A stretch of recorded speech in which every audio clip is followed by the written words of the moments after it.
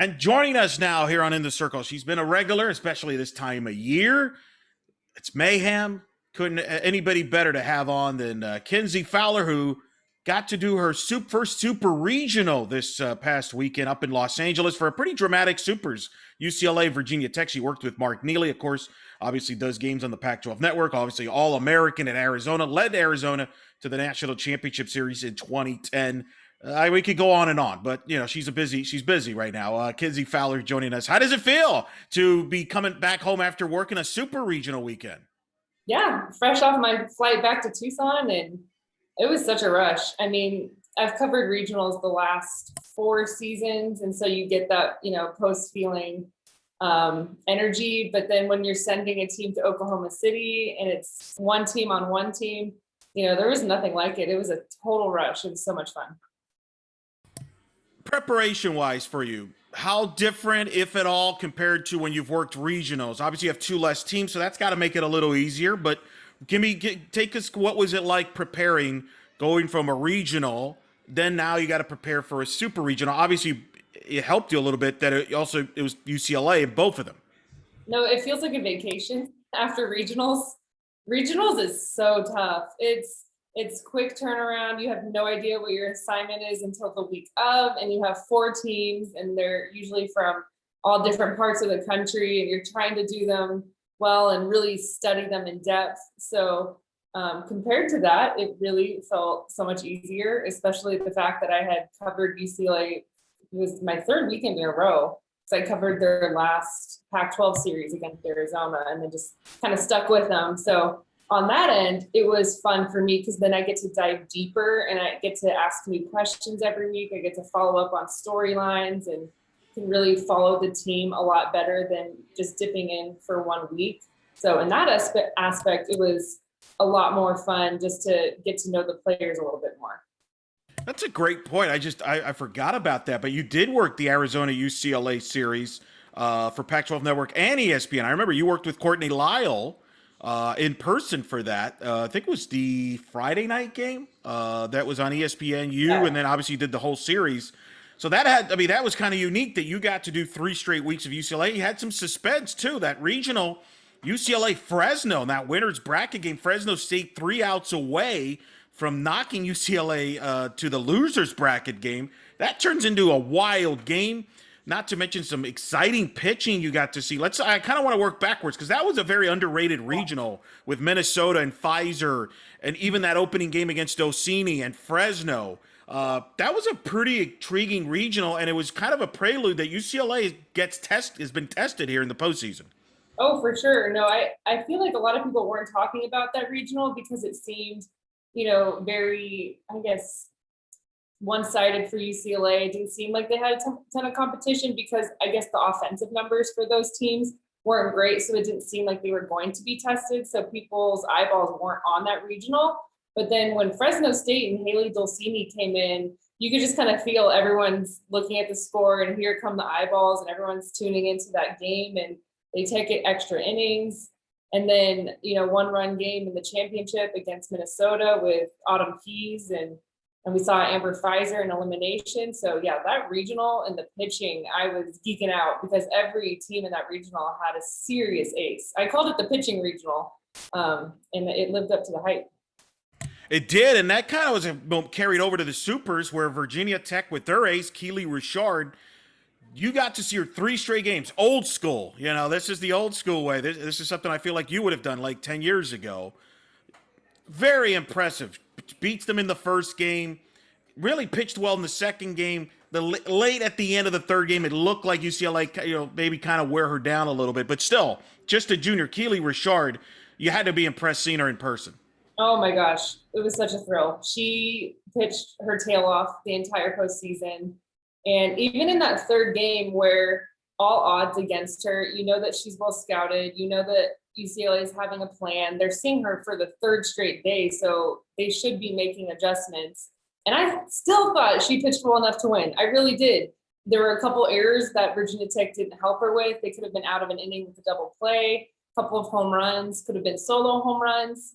I know Rachel Garcia was Rachel Garcia, so offensively not much she could do there. But Keely Rochard just I think she won, a lot of the nation's attention and respect. And I mean, she won my heart just watching her go out there and compete for her team, and getting to know her and getting to talk to her. She's really special young lady, and a great teammate as well. What stood out about her? I didn't realize you got to talk to her, obviously, as part of the preparation and things like that. What Yeah. stood out to you that impressed you in talking to her as one pitcher to another? Yeah, just calm confidence.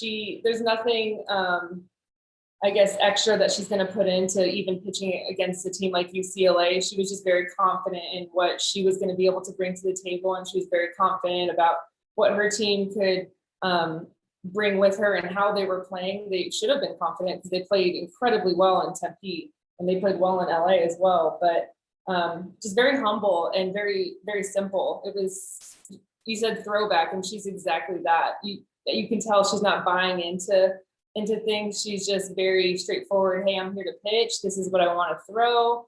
I know I've put the work in, and kind of knows her worth, but in a humble way. No question. And her, and of course, Pete Demore has done a heck of a job there.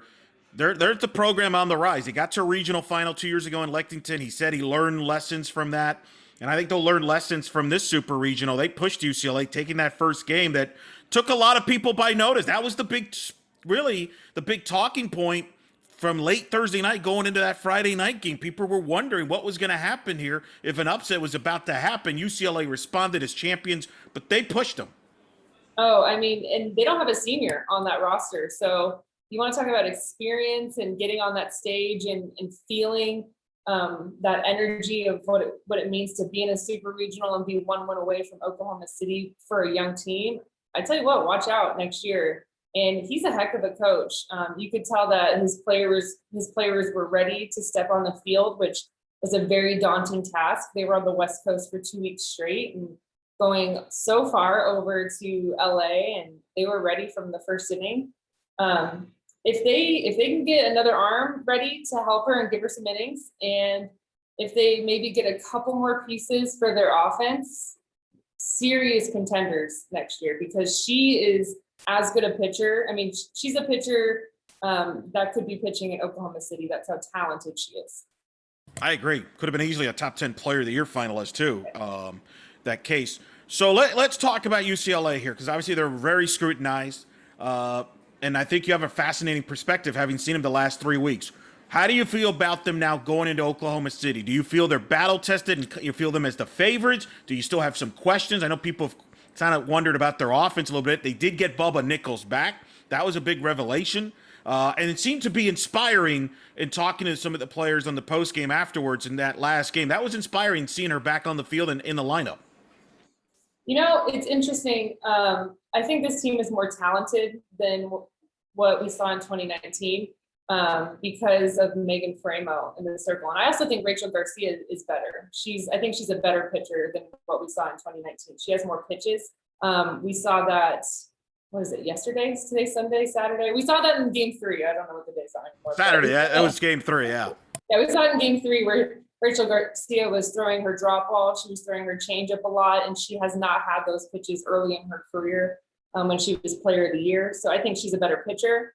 And Megan Framo, one of the best pitchers in the nation right now, she might have the hottest hand. She had the most important game this weekend in elimination. She got the ball, almost threw a no-hitter.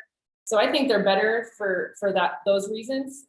I don't know if their offense is as good as Oklahoma, obviously, or even some other teams, possibly Arizona right now. Not as good as the offense they had 2 years ago. That's kind of the perplexing thing to me, just from watching from afar. And I know, I talked to Coach Perez. They've had some, Rachel missed a lot of time this year. Bubba's missed a lot of time, and I'm sure. But still, this is UCLA with the. I've been surprised. As somebody seen it, why has their offense not clicked to maybe the high standards we admit, but still the talent there. We thought they would be more explosive offensively.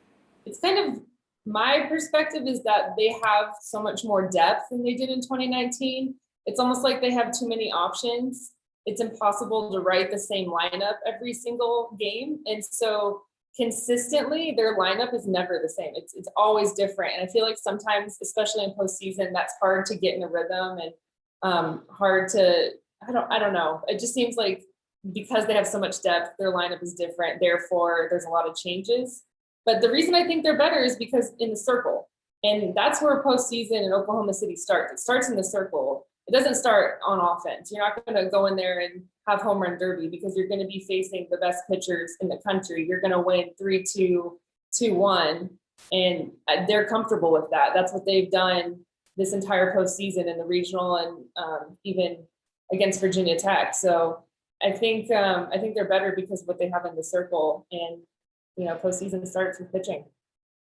And they got a stacked draw in the World Series. They're going to open with Florida State. Talk about pitching. They got Sander Cock, Kaylin Arnold, and Danielle Watson. They've been phenomenal in this postseason. So it's not going to get easier for UCLA. And they faced a lot of good pitchers in this run.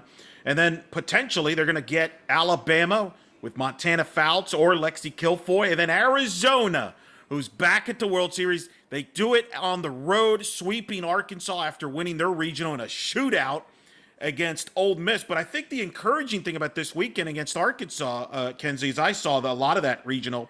Arizona's pitching showed up. Bowen and Denham in particular showed up after some struggles, not just in the regional where they had to come from behind down 6 against Ole Miss to win, but had some issues even towards the second half of the season with their inconsistent pitching. Your thoughts on Arizona now back there and finding themselves from a pitching standpoint? Mike Kendrea said afterwards he thinks they're playing their best softball right now.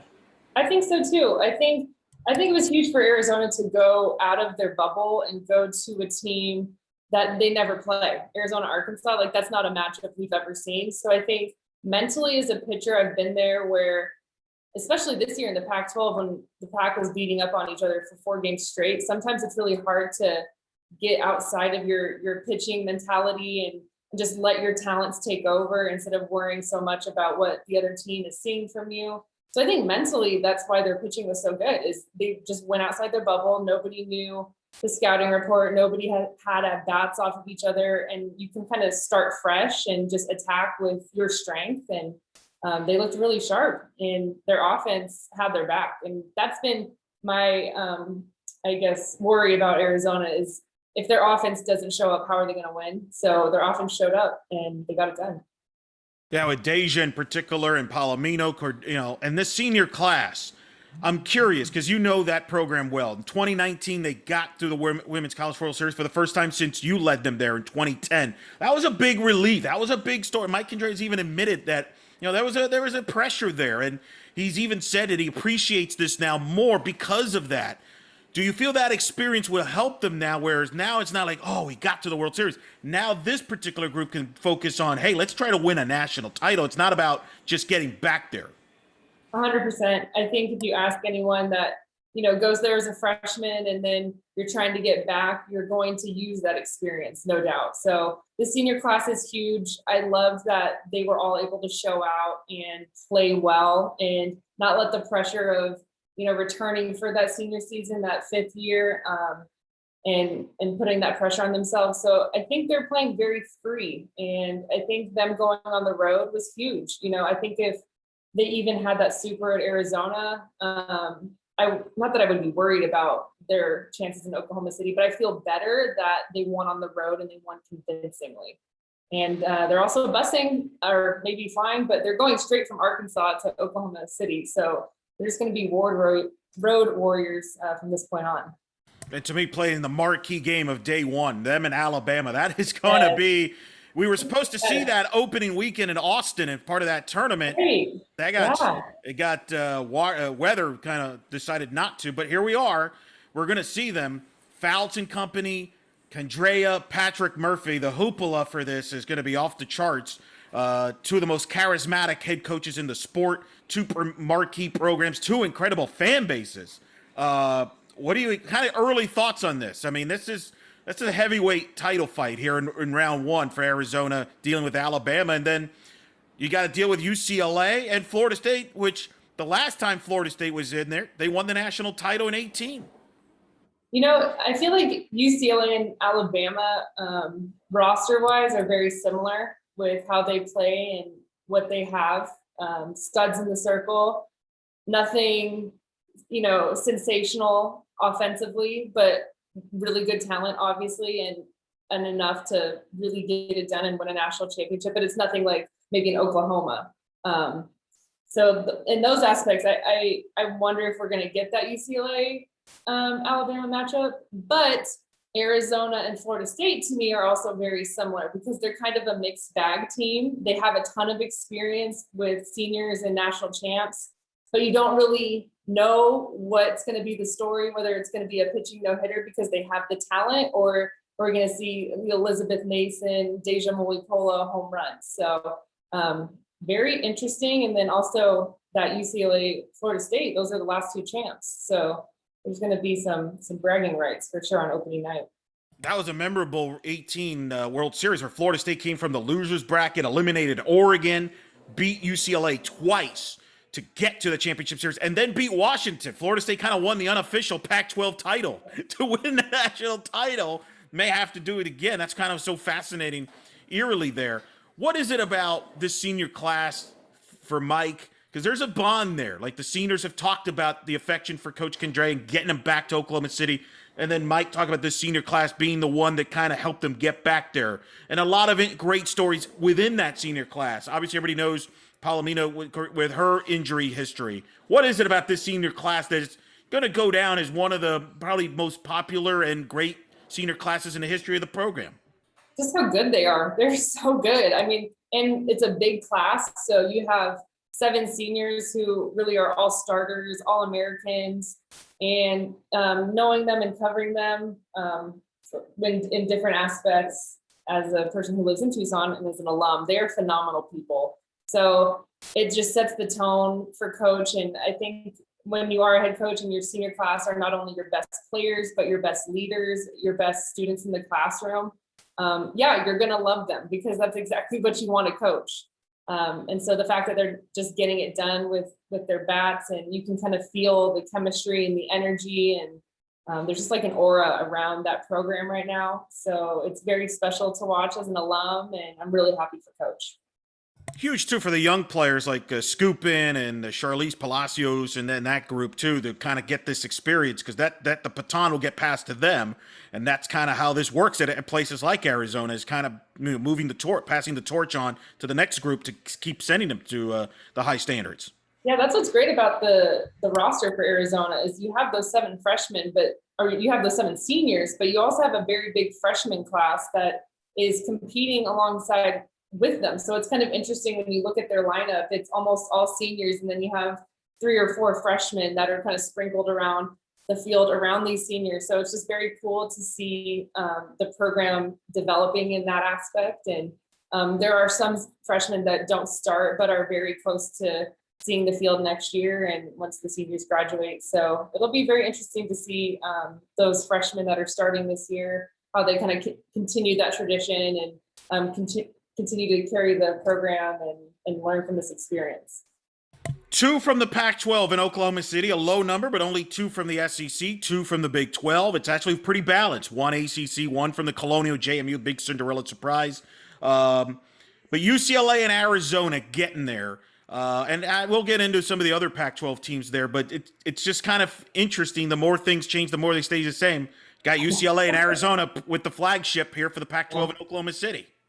I know. It's what everybody wants on TV, right? You got to have Arizona and UCLA in the World Series for those ratings. But yeah, how about with all the shakeups with the selection show and the rankings, it all balanced out where it's very even. So it's very interesting how that works out. I think it's going to be a very exciting Women's College World Series with the parity that we saw in this postseason. Once you get to Oklahoma City, rankings don't matter. I mean, anything can happen. You just got to get there and you got to play your best ball. But yeah, you got to give it to UCLA and Arizona. The fact that they have for decades, I mean, I talked about this when I covered their game a couple weeks ago. They have so much pressure. Nobody can understand what they go through other than those 2 programs because they've been so good so early, have to recruit and stay on top and have to fight off the parity. And they're still making it to the Women's College World Series. It's honestly remarkable what they've been able to do. And I'm really happy for Coach Inouye Perez and Coach Candrea. They're rivals, but yet I feel like you're all like relatives. You can all relate to each other, right? Because they're very eerily What's it like? You've been in that circle. You've pitched. You know the pressure that is wearing an Arizona jersey, and it's the same for a UCLA player wearing a jersey. There's this tradition, the history, but the expectations, the scrutiny. If you Yeah. drop a game or two, well, the world is falling. The sky's falling. What's wrong with the program? Even Coach Perez talked about some of the things that they talk about. What's that like as a player to go through that? How do you go through it? Well, you're exactly right. It is a rivalry, but as players and now alum, it's very respectful. And it might have been more bitter maybe in the 90s when it was really just those two going back at it. But now it's like decades later and still going at it and still winning national championships and still getting to Oklahoma City. There's so much respect. And even as a Arizona alum calling UCLA this weekend, I was at Easton Stadium, got to talk to some of the UCLA greats that were there, and got to talk to Sue Inquist, who was there. And it's all good. Like there's a ton of respect, and it's, hey, how are you? Hugging and checking in on how each program is doing. So much respect back and forth between Coach Candrea and Coach Perez. So you're exactly right. It's a fun rivalry, and everyone always looks forward to it. We love to play in as players. We love to watch and talk a little trash back and forth as alums, but at the end of the day, it's so respectful. And I think when the teams aren't playing each other, you're kind of rooting for each other because you feel that bond like you're talking about. And we saw that with the series that I covered 3 weeks ago when Coach Kendry and Coach Perez were going at it. And I think kind of wearing the flagship of the league. I think both of them are very honest about some things that, about the league, but also saying, hey, we're good at softball here. And that's kind of been a fascinating storyline throughout this. Obviously, selection night, a lot of Pac-12 fans and people, players, whatever, did not feel they got a fair shake. It is what it is. But I found that fascinating of the Pac-12 there.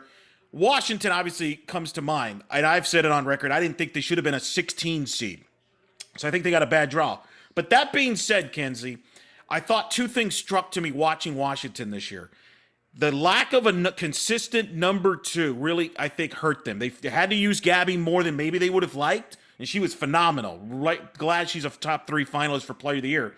But they really missed Taryn Alvello. I think her appreciation went up because they didn't have that number 2. Lynch struggled this year, and I think it caught up with them. Obviously, getting to play Oklahoma, you're not going to beat Oklahoma with one pitcher.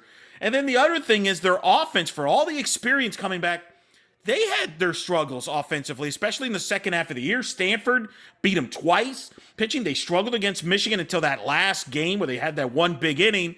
And Oklahoma's 1-2 punch, they went with May and Shannon Sale, shut them down. Yes, I agree Washington should not have been a 16 seed, but I don't think they necessarily were a top 8 team either, like some think, because I think there were some holes on this team. It's so tough for me to go there and think about that because we didn't get the non-conference tournaments that we are so accustomed to getting. So I go back and forth with this so much, and I wish that we could have had those tournaments so then we could have settled maybe those conversations. But I will say this for Washington, they're a team, and I know them well, and I don't want to say this and say it wrong, but they never play well early in the year, ever. I don't know if it's just their lack of getting on the field because of weather or just starting late because of school, but they don't. They peak and they kind of trend up during the season. So it's really hard to judge them on their schedule when you know what they look like in May versus what they look like in February. They're completely different teams. I think you're correct about the number 2 pitcher. I think it's something that they are going to have to go back and recruit, or maybe even dip into the transfer portal if something is there an option. But their offense is never the top 5 offense. They're always top 15, and they're always top 5 in pitching and defense, and that's the way they win. They win with arms in the circle, and they win by having the best defense. But they didn't have 2 arms; they had 1 arm, and ultimately, I think that was the difference. No doubt, and I agree with you about the non-conference. I think the one thing that hurt the Pac-12 this year a lot, and maybe the way they were evaluated, they would have Mary Nutter, even Clearwater, Judy Garman, all those tournaments that were not played for obvious reasons hurt the West Coast more than the South. The South, obviously, you could still bust and get quality games. not as easy on the West Coast. So I would that's a fair, valid point. But I'll give credit to some like Mike Kendrea went to Florida this year and played Florida State, played UCF, played South Florida. I think that helped him. He wanted to get away from the West Coast. He said he wanted to do it more for humidity and just a different environment. And I think from the Pac-12 standpoint, in some cases, I think they got caught. And I think they felt like, well, let's just play each other more games and that's going to help things. And it really didn't. I think that actually, I would argue it hurt them by playing more games against each other. I'm not even talking about the 4 games, but I'm talking about like the non-conference playing against each other, because I think it may have cost them an extra team into the field. A team like Oregon State, maybe if they didn't play so many games against the Pac-12, I think they could have slipped into the tournament with some of their marquee wins they would have had. So it is what it is. It's a unique year. Hopefully we don't have to deal with this ever again. But it was fascinating, kind of to break down the non-conference. I think you're right, though. I think the appreciation for those tournaments, I think, were more appreciated now by those West Coast teams than maybe before. 100%. And, Coach Candrea had that Florida trip lined up before COVID. So got pretty lucky, to be honest, that it lined up and they were able to still make it. I know the same can't be said for some of the other teams in the past that were just relying on those California tournaments. So it's not something that they really had in their control. It's just the stars aligned. Coach had lined up that Florida tournament, and Coach will do that. He does that once like every 5 years, where he takes us out of the Kajikawa and the Judy Garment, and he'll send us somewhere just to keep us on our toes. But traditionally, Arizona's in that Judy Garment in the Kajikawa as well. And I think that's what happened with the other teams, and they weren't able to get those games in. I do wonder if the Pac-12 teams will consider going more east moving forward. Not every, because a lot of the East and South teams will tell you, hey, they have to go to Mary Nutter and Judy Garment a lot of times too to get games. Clearwater is going to be a big help, I think. I think the Pac-12 will help that. But I wonder if you'll see more of that, of the Pac-12 teams try to, while they're still play their tournaments in California, kind of protect themselves. And you know what? Go out. Heather's done that. Heather's done that with Washington, where they've traveled east as well. Or schedule, I know Coach Kendria and Coach Alameda from Florida State, they schedule a home and home. Yeah. So I think we're going to start seeing a lot of that, because a couple of years ago, Florida State was at Arizona. And so now then you got to go back, and next year you go to Florida State. So I think we're going to start seeing a lot of those East Coast, West Coast home and homes to help each other out. You've got to start doing it. You hope it's your year to host at home and stars align there, but you've got to start making those relationships and start pairing up those home and homes, because I think those are huge. That's a great point about the home and homes. I think you're right. You could see more of that, because a lot of the South programs are doing that. And it's helping them from a schedule strength formula. And whether you agree with it or not, the committee, that they value that. They value the RPI as a tool. I talked to Matt Larson, the committee chairperson, and I think in fairness to the committee, this is what they have to work with.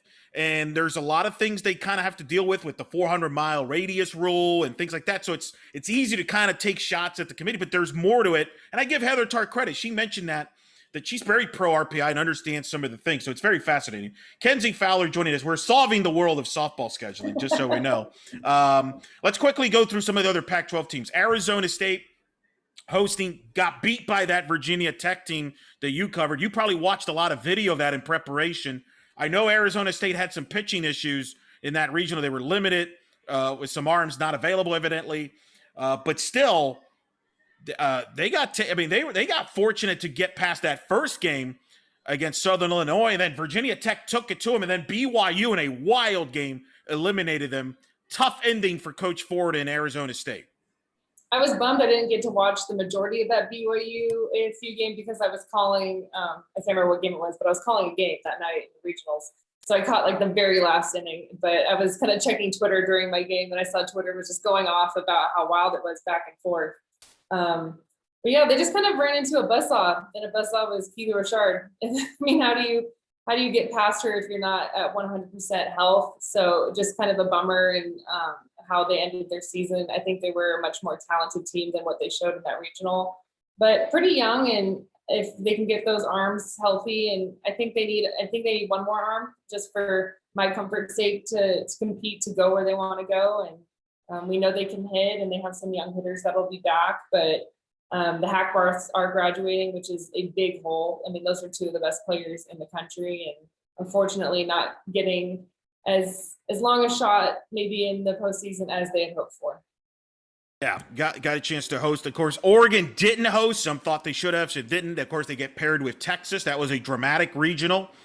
I think still a lot of positives for Coach Lombardi. We kind of forget this is the first time they've been to the tournament under Coach Lombardi.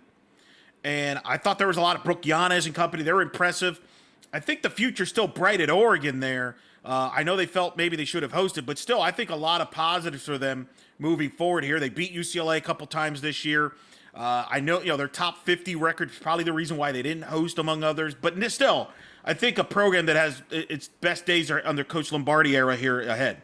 Yeah, you just think about what that program's been through the last couple of seasons. So, I mean, I know that their standard is higher than this, but just the fact that they were in the tournament, if you think about where they were 2 years ago, is amazing. I mean, the complete program rebuild, had to build it up really quickly. We're able to do that. And Brooke Yanez gets me so excited every time she's on the mound. She's just a total stud. It was really fun to watch her compete and just kind of see that competition flowing through her and trying to put the team on her back. So she'll be back next year, and I think Duck fans are very excited about that. Stanford. I had a long talk with Jessica Allister prior to the Fayetteville regional starting. I was blown away. I forgot, but she reminded me and made sure to remind me.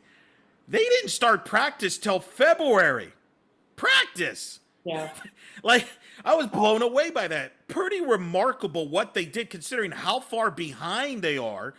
First week of February, you're getting ready for the season, not your first practice. No. I think she did a heck of a job with this team.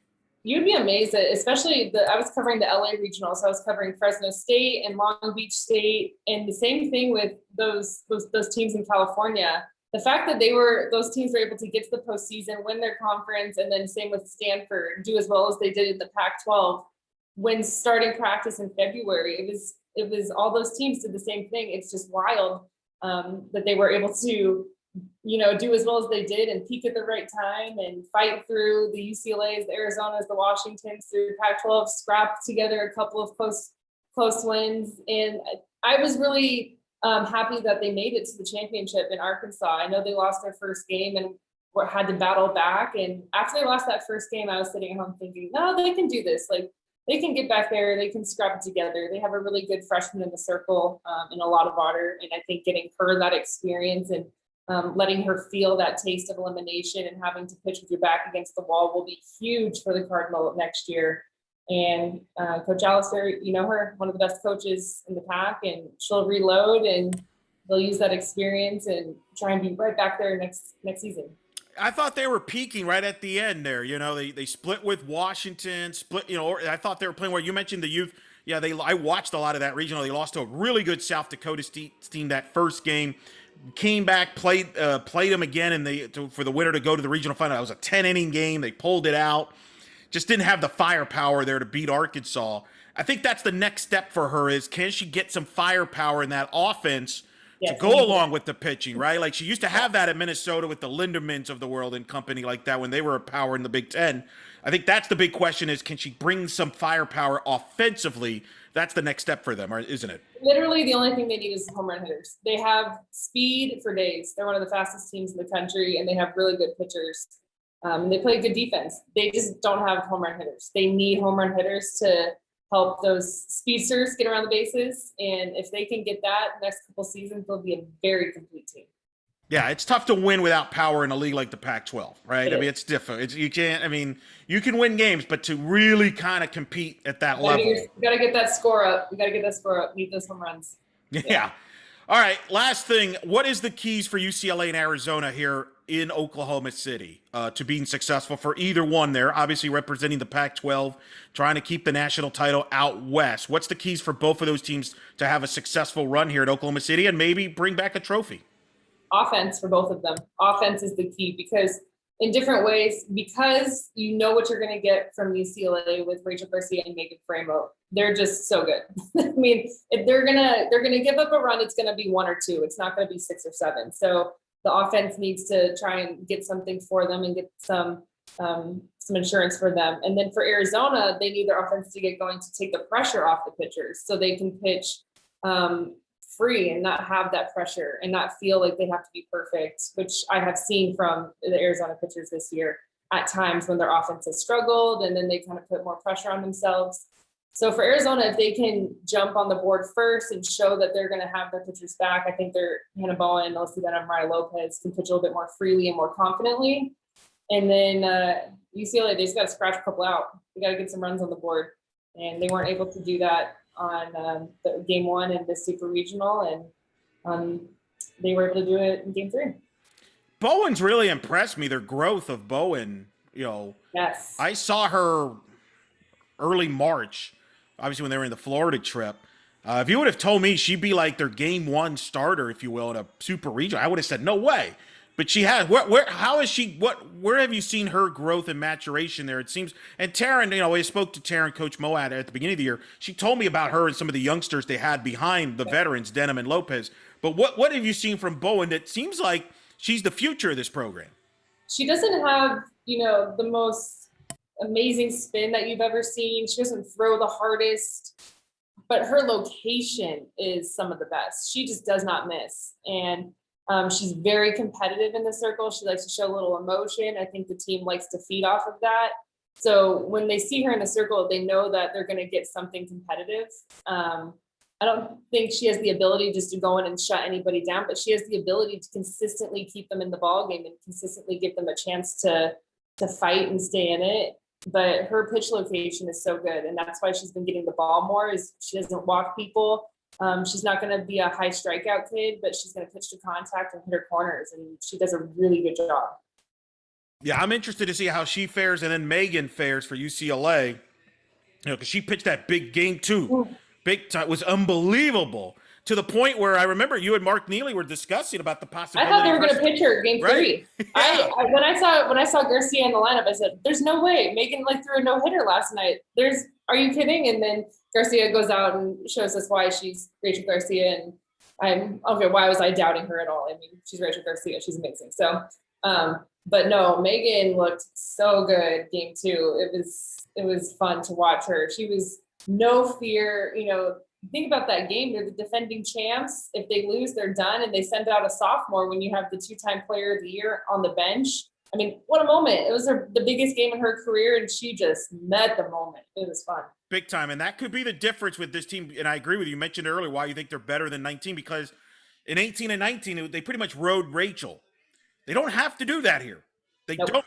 And I'm very interested to see that 1-2 punch, and then even Arizona with the arms they have, that could help both of them here make a deep run that maybe they didn't have in 19.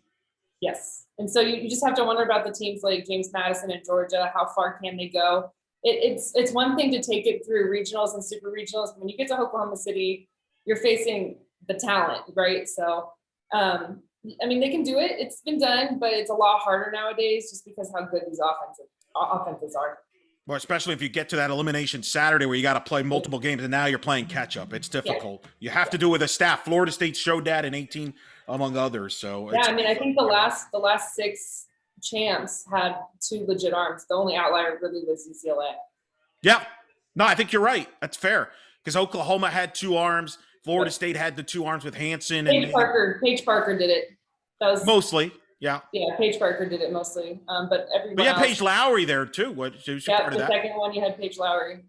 And of course they still have a bunch of arms now. I know. They'd even throw G Juarez in the supers.